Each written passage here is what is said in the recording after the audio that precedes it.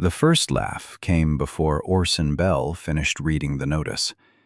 It rolled from the back of the general store and spread until the room seemed to creak with it. Ada Whitlock stood beside the flour barrels with both hands locked around a tube of blue paper. She had worn her best dark dress, though the cuffs were thin and one button strained at her waist. She had not dressed for mourning. She had dressed to keep strangers from mistaking humiliation for surrender.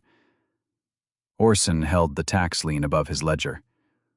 "Whitlock Creek Parcel," he announced. "Dwelling, ruined mill, water rights, and 14 acres of bottomland.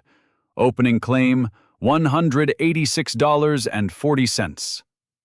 Someone whistled. Another man called, "Does the broken wheel come with the widow?" The store erupted.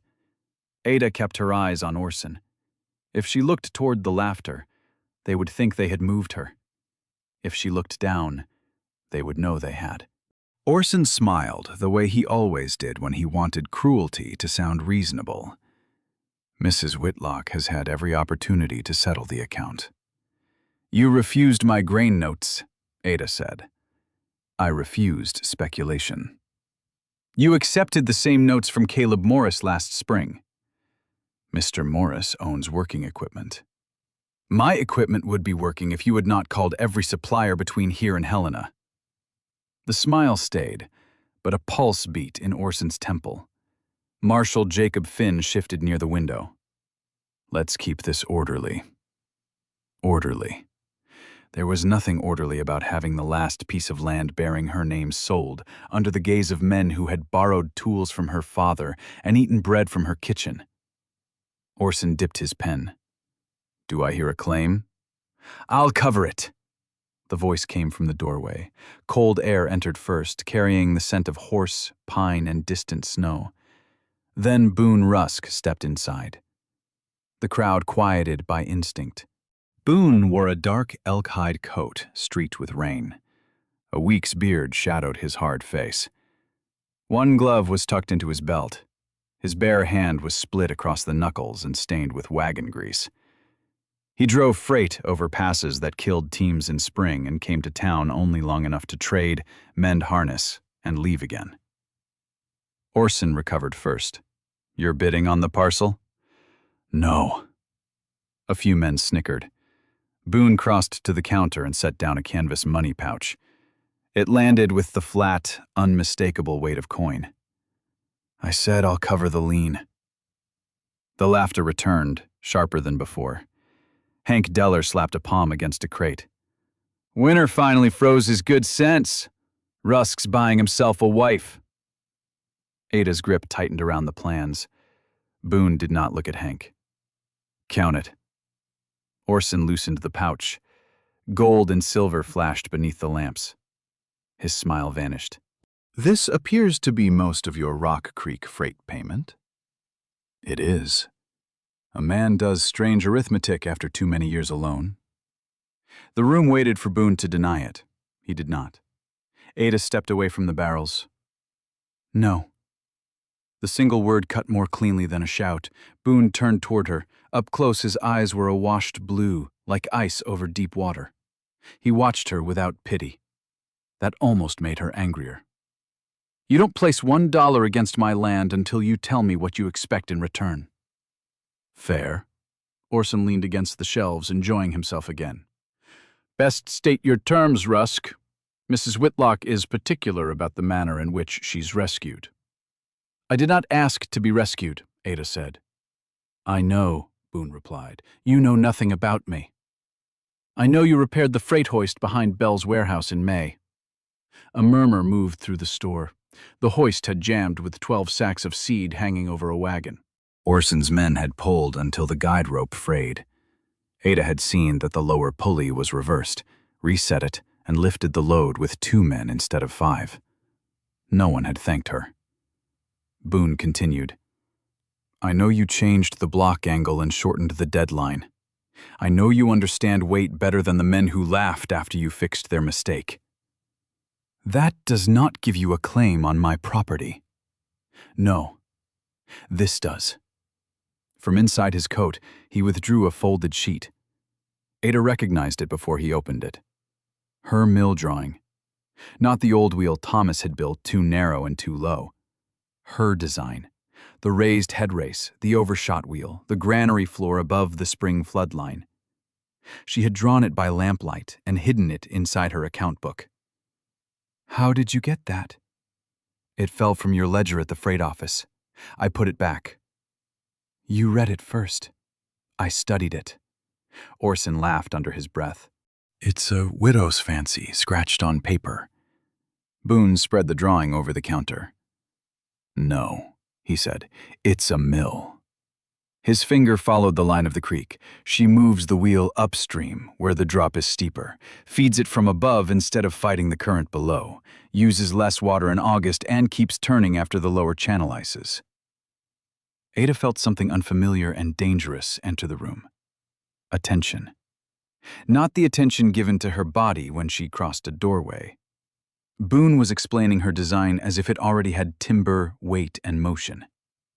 Orson's face hardened.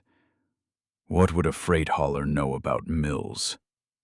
"Enough to know every mining camp north of here pays to haul grain 80 miles for grinding." Boone looked at Ada. "I have timber rights above Crow Ridge, 2 teams, tools, and cash. You have the water, the design, and sense enough to run what we build." "What we build," she repeated. "A working mill. Granary beside it." Hank barked another laugh. "He's not buying a wife, he's buying a kingdom." Boone turned his head. The laughter stopped. He faced Ada again. "Half the business for my capital and lumber, half stays yours for the land, design, and management." Orson snapped his ledger shut. "You cannot transfer a liened parcel by handshake." "No one asked for your handshake," Boone said. Ada barely heard them. Her mind had moved to the creek. She saw the upper bank cut clean, the head race lined in stone, a 12-foot wheel instead of Thomas's doomed 16. She also saw Thomas promising to follow her measurements, then changing them because a husband ought to know more about machinery than his wife. The old axle had split during its first hard run. Thomas died a year later, with debt in every drawer and apologies he never learned to say. Men liked a woman's skill best when they could rename it luck. Ada rolled the plan shut. "You expect me to believe you would put a season's wages into a ruined mill and leave the decisions to me?" "Not all of them." "There it is. Timber decisions are mine. Water and machinery are yours. Accounts require both signatures." The answer came without hesitation. "What happens when we disagree?" "We stop until one of us proves the other wrong." "And if neither can?" "We choose the cheaper mistake." A laugh escaped her before she could stop it. Orson saw the change in her face. "Mrs. Whitlock, remember that Mr. Rusk spends most of the year in the mountains. He knows trees. He does not know banks, businesses, or people." "That," Boone said, "is why I need her." Silence landed harder than the money pouch had. Not want, not pity. Need. Orson's fingers curled over the ledger. "The claim must be paid before noon. Any arrangement afterward is not my concern." "It should concern you," Ada said, "because if Mr. Rusk and I sign an agreement, the water rights stay with the parcel." "The rights are worthless without a wheel." "Then pray we fail." Boone withdrew 2 pages covered in blocky handwriting. "I had Finn's clerk prepare a partnership agreement." Marshal Finn blinked. "Yesterday?" Boone nodded. Ada looked at him sharply. "You came expecting this." "I came prepared to ask." "You knew Orson would call the lien?" "I knew his warehouse took in 3 wagon loads of mill gearing last month." All eyes moved to Orson. Boone tapped the contract. "A man who calls water rights worthless doesn't buy equipment for a mill he doesn't own." There it was. Orson had never intended merely to collect her debt. He meant to take the creek, rebuild under his own name, and sell flour back to families whose credit he controlled. Rage steadied her. "Read it aloud," she told Finn. The marshal scanned the pages. Partnership between Boone Elias Rusk and Ada June Whitlock for construction and operation of a water-powered grist mill and grain storage. Equal ownership, equal liability. Expenditures above $20 require both signatures. Land title remains in Mrs. Whitlock's name unless transferred by separate deed. Orson's jaw tightened. Mr. Rusk contributes $200 in cash, timber from Crow Ridge, transport, teams, and labor.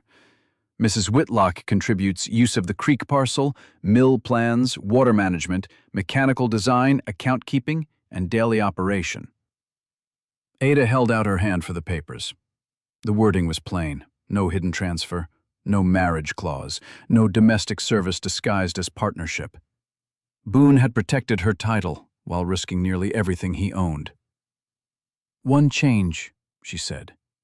"What name?" Boone asked. "Northwheel Mill and Granary, and my name comes first on the operating license." A stir passed through the room. Boone glanced at the agreement. "That all?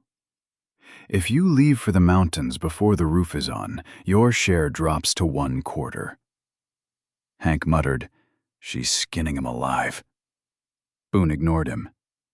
"If you change the wheel dimensions without telling me, yours does too." Ada went still. Then she understood. He knew enough about the broken wheel to know what had truly destroyed it.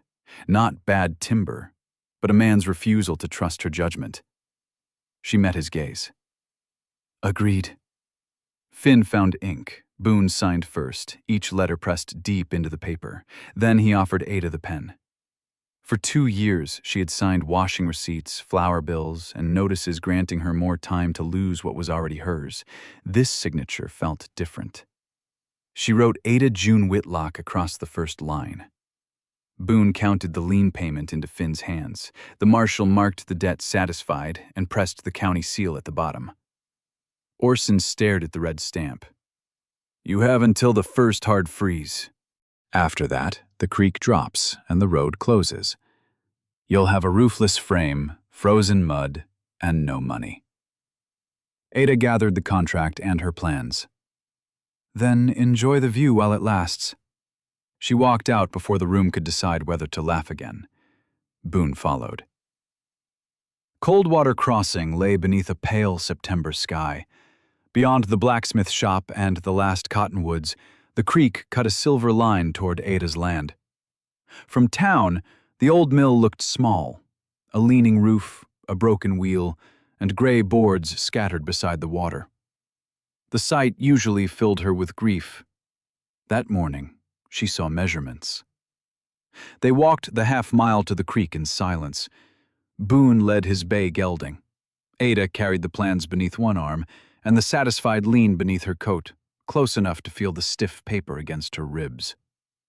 At the mill site, weeds filled the old race. One wall leaned toward the water.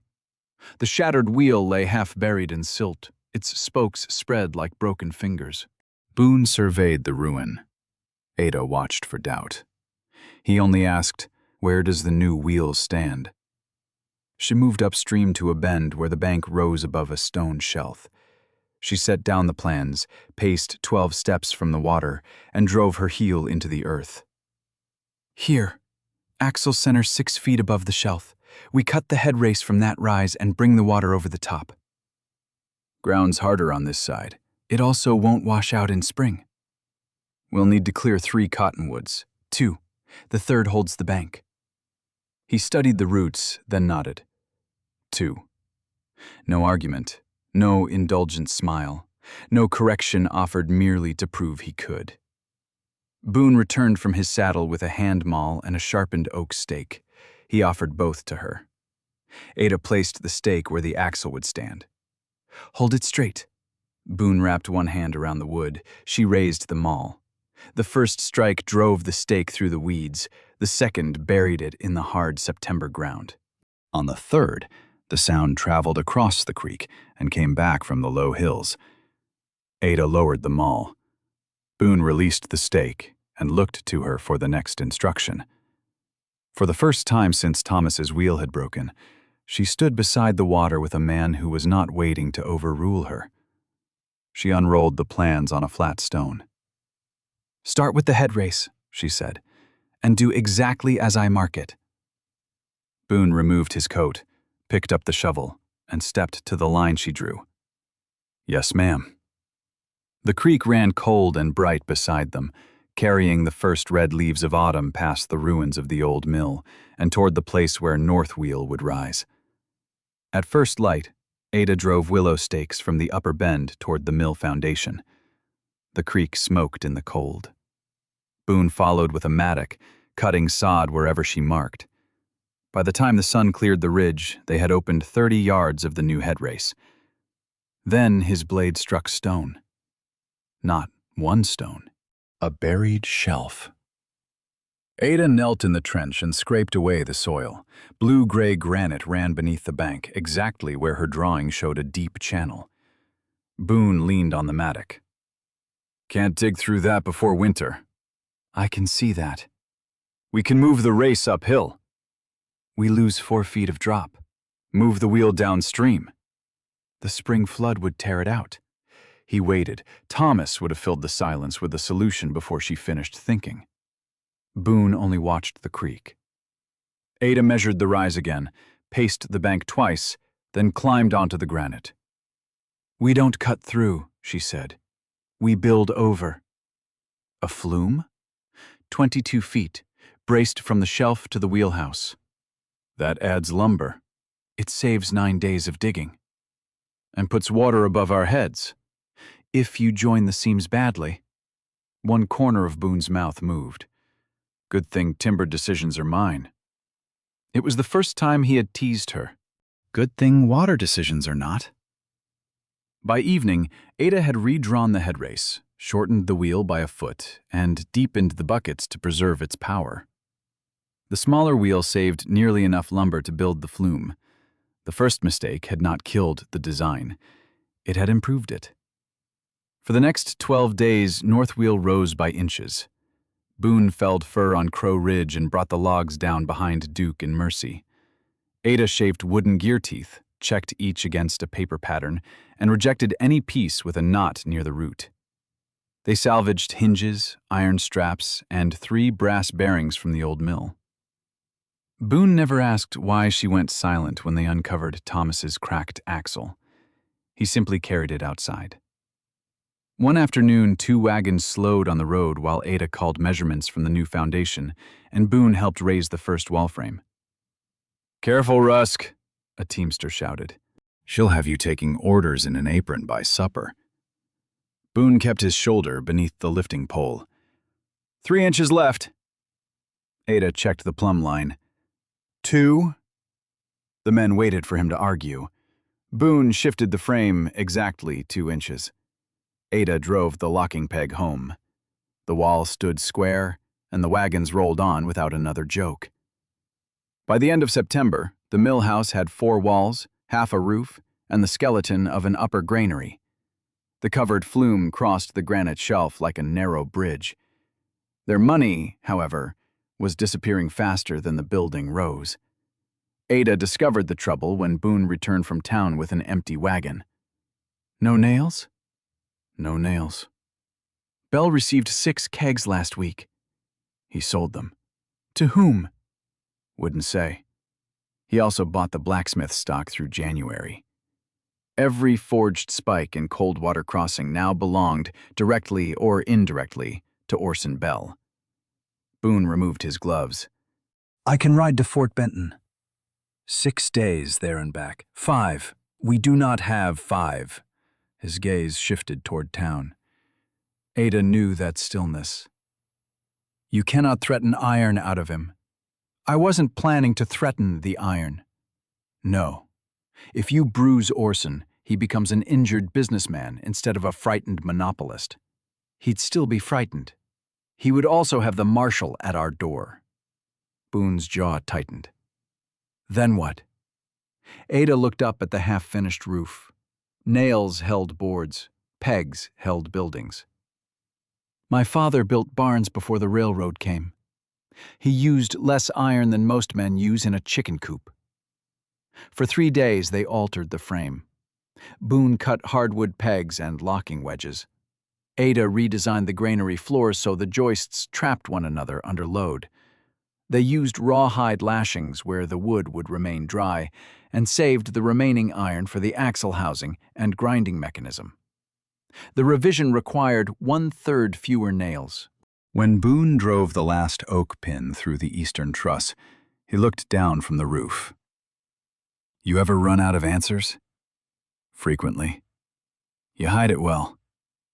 I keep the failures on paper until they become useful. That evening, Nell Hardy appeared on the path, carrying a basket too large for her arms. She was 16 and narrow as a fence rail, with straw-colored hair escaping a faded green bonnet. Ada knew her as the girl who swept Orson's store and slept above his warehouse because she had nowhere else to go. Mr. Bell sent supper? Ada asked. Nell shook her head. He'd sooner send lamp oil and a match. Inside the basket were 6 square-cut nails, bread, 2 onions, and a folded invoice. I didn't steal the nails, Nell said quickly. They fell behind the counter months ago. He wrote them off. Ada unfolded the invoice. It listed wheat, corn, and rye purchased from farms south of the Missouri, far more than Orson normally stored before winter. Where did you get this? I copied it from his book. Taking the page would be theft. Why bring it here? Because he told Mr. Deller the widow's mill would never turn. Then he said when the road froze, folks would pay whatever he asked for flour. Ada read the quantities again. Orson was not merely blocking Northwheel. He was preparing to profit from scarcity. Does he know you can read accounts? He knows I can read prices. Nell looked past her at the walls in Flume. Is it really going to work? Yes, Ada said. At the same moment, Boone answered, If she says it will. Ada looked at him. He had not placed his certainty in luck or weather. He had placed it in her. Nell returned the following evenings. At first, she brought scraps of information, prices Orson had raised, freight orders he had diverted, farmers he had warned against selling to Northwheel. Soon she stayed to sweep shavings and sort gear teeth. On the 4th night, Ada handed her a slate. Make 4 columns. Grain received, flour returned, mill share, storage fee. Why separate the last 2? Because if they are joined, someone can raise both and claim only one changed. Mr. Bell keeps 1 column, I know. Nell hesitated. Will you teach me the rest? Yes, but you work for the lesson, no charity. A quick smile appeared. Yes, ma'am. Later, Ada found an extra stool beside the account table, sized for Nell and sanded smooth. Boone never mentioned making it. October sharpened the nights. Frost silvered the Flume before sunrise, and every gust carried the warning of snow above the tree line. They needed an iron collar and shaft fitting for the wheel. Ada knew where to find both, the abandoned Red Mercy ore crusher 3 miles up the ravine. The iron flywheel had seized to its shaft. Boone struck the collar with a hammer, then shook his head. We'll break it before it moves. Ada built a charcoal fire around the collar and packed creek ice against the shaft. Heat one, cool the other, she said. The metal groaned apart at sunset. They rigged the pieces onto a skid, but halfway home Mercy slipped on frozen mud. The load swung toward the ravine. Boone seized the brake rope. Ada caught the secondary line and wrapped it around a pine until the fibers burned through her gloves. Cut it loose, Boone ordered. No. Move Duke left, he'll pull Mercy straight. Ada, do it! Boone changed the team's angle. The horses strained, the skid righted, and the iron settled back onto the trail. Only at the mill did Boone see blood darkening her palms. He heated water and set a clean cloth on the table. I can wrap my own hands. I know. He sat across from her anyway. His fingers were careful as he cleaned the rope burns. You should have cut the line, he said. You would not have. That isn't an answer. It is the one you gave me when I asked why you spent your winter earnings. He tied the bandage, then kept hold of her hand. My brother's name was Eli, he said. He was 19. Followed me over Boone Pass after I said the snowpack would hold. Ada waited. It didn't. The mill creaked around them. Outside, the creek moved beneath a thin skin of ice. You could not command the mountain. I gave him the route. He chose to follow. I was the one he trusted. There it was, the reason Boone lived where no one could depend on him long enough to be lost. Ada turned her hand beneath his until their palms met. Thomas trusted himself more than he trusted me, she said. He changed the old wheel after the frame was built, raised the axle, widened the buckets, added weight the foundation could not carry. When it split, he blamed green timber. Was it green? No. Did you tell anyone? He was my husband. Boone's eyes lifted to hers. That answer cost you dearly. Yes. For years, Ada had believed the deepest wound was Thomas's failure. It was not. It was how thoroughly she had helped conceal the truth, preserving his dignity while surrendering her own. Boone turned the construction ledger toward her. Then we write down everything, he said. Every measurement, every choice, mine and yours. So neither of us can rewrite it later? So neither of us stands alone with the truth. The warmth that moved through her had nothing to do with the stove. The next morning they began assembling the wheel. It measured 11 feet from rim to rim, built of seasoned fir with oak bucket boards and the iron collar from Red Mercy. Boone shaped the spokes. Ada set each bucket at an angle that would catch the falling water without holding it too long. Nell marked every piece and recorded each alteration in a new book labeled North Wheel Construction. Orson came once, riding a black gelding along the road. He did not dismount. "You've built an expensive shed," he called. Ada stood on the wheel platform with a square in one hand. "Come back when you have grain." "I have more grain under roof than any merchant in the territory." "Then you should sleep peacefully." His gaze traveled over the flume, the granary, and the iron-rimmed hub. He had expected stubbornness. What he saw was a competitor. "You think camps will trust their winter stores to a woman who could not keep her husband's mill standing?" Boone stepped from the wheelhouse. Ada raised one hand without looking at him. He stopped. She descended the platform and walked to the road. "Thomas's mill fell because he changed my design," she said. "You knew that. You sold him the heavier shaft after I refused it." For the first time, Orson looked uncertain. "You have no proof." "Not yet," Orson pulled the reins. "Winter will settle this." "No," Ada said. "Work will." He rode away. That night, Nell brought a discarded carbon sheet from Orson's copying book. The writing was faint, but Ada could make out dates, quantities, and a notation beside the Whitlock account that did not match the lien Marshall Finn had stamped paid. She placed it between two clean pages of the North Wheel ledger. A seed of evidence. Nothing more. By the final week of October, the roof was sealed, and the granary bins stood ready. Boone and two hired men raised the wheel with a block and tackle fixed to the main beam. Ada guided the axle toward its bearings while Nell called the marks from the construction ledger. "Half an inch east," Ada said. Boone adjusted the rope. "Quarter back." The wheel hovered above the stone shelf, immense and silent. "Lower." The axle settled into the bearing boxes with a deep wooden knock. No one spoke. Ada climbed onto the platform and turned the wheel by hand. At first it resisted. Then the bearings took the weight, and the wheel moved. One bucket passed beneath her palm, then another. Boone stood below, sawdust on his shirt and a healing cut across his cheek. For weeks, Ada had measured their progress in feet of flume, pegs driven, money spent, and days lost. Now she measured it by one complete revolution. The wheel returned to where it had begun. Mel cheered. Boone smiled. Ada kept both hands against the rim and felt the machine waiting. Tomorrow they would open the headgate for the first time. Above the mountains, clouds had gathered in a long, iron-colored band. The air smelled of rain and snow, but inside the wheelhouse every mark matched the ledger, every joint held, and every decision bore both their names. For that one evening, before water and weather tested what they had made, North Wheel was perfect.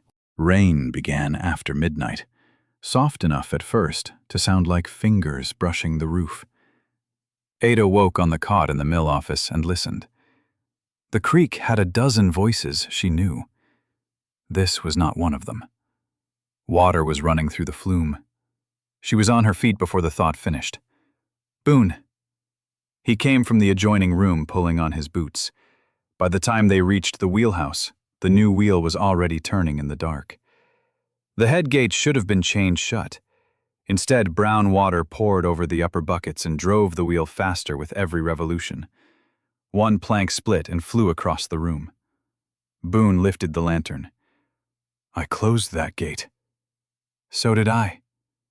A beam groaned above them. Ada pulled the emergency brake. The rope burned through her palms, but the wheel barely slowed.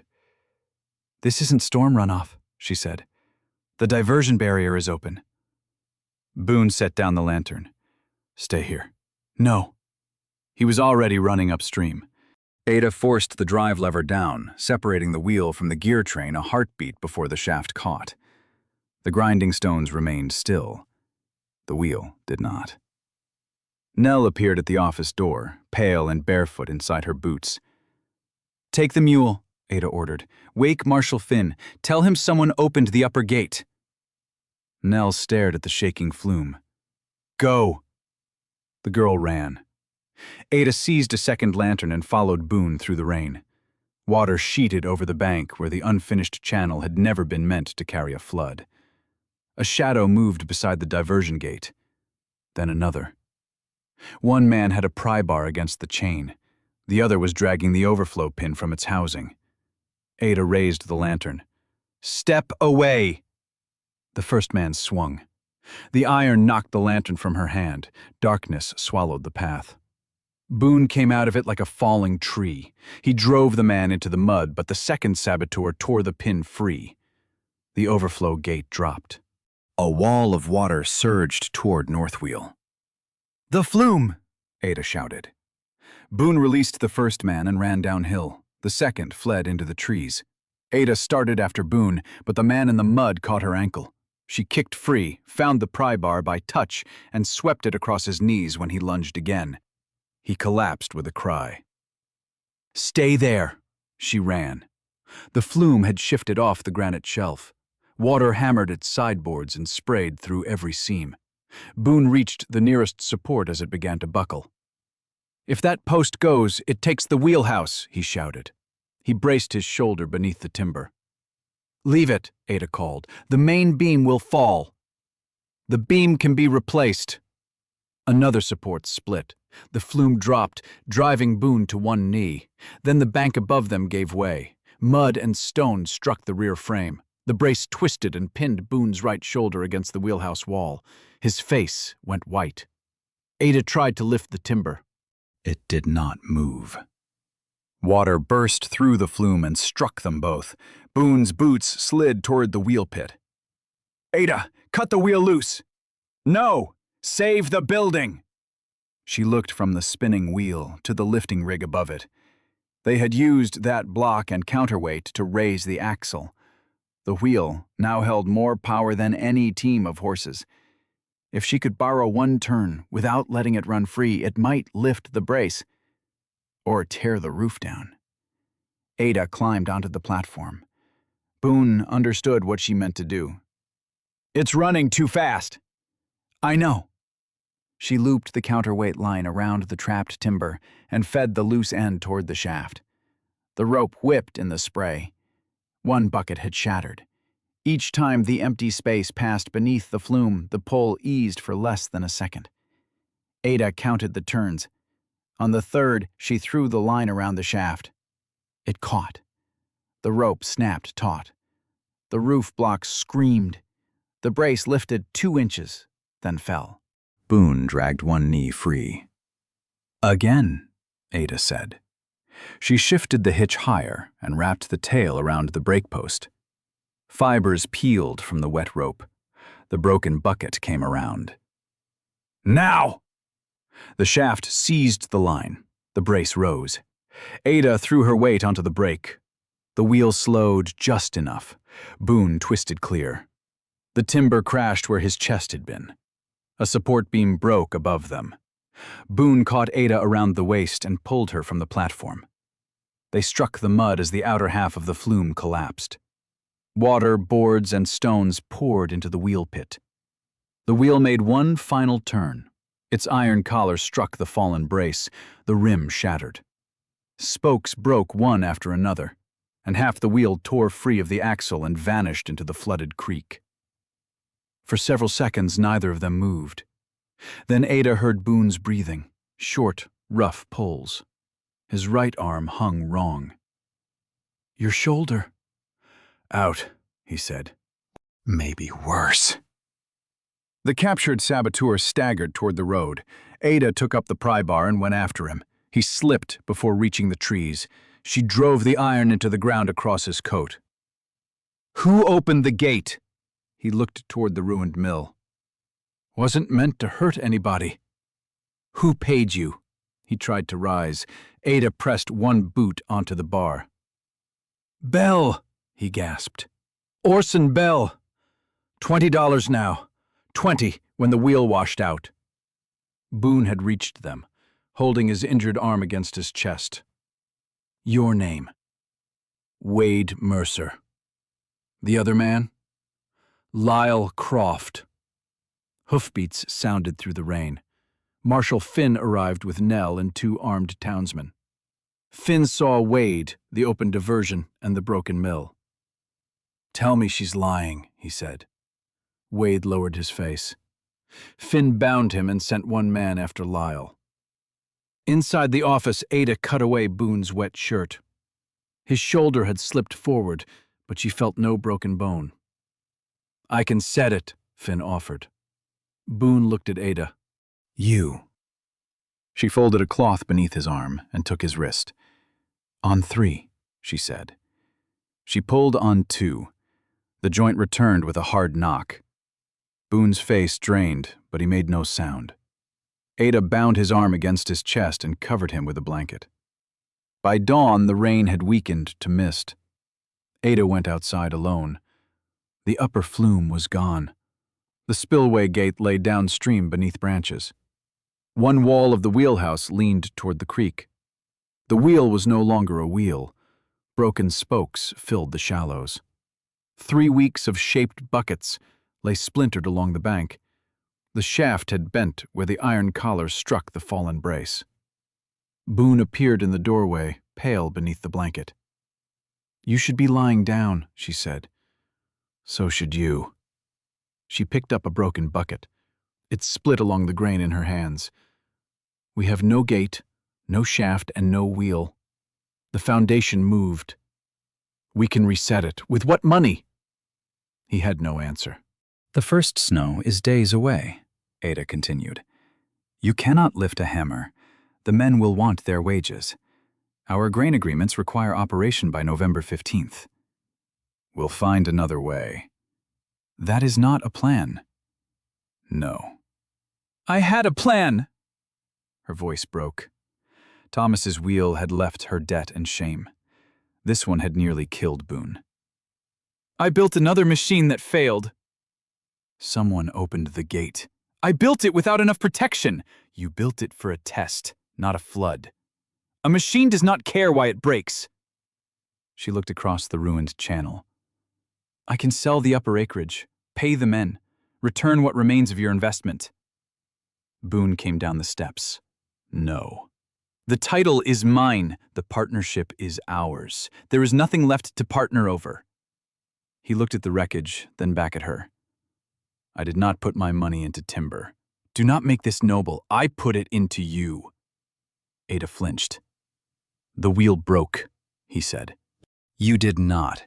You almost died. And you used a machine tearing itself apart to lift a beam off me?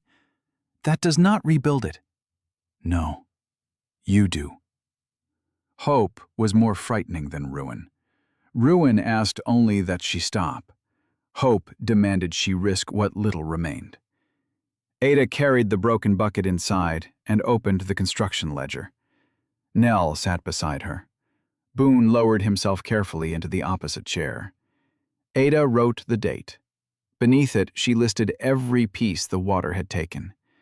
When she reached the final line, her hand stopped. North wheel, unable to operate. The words looked less like an account than a verdict.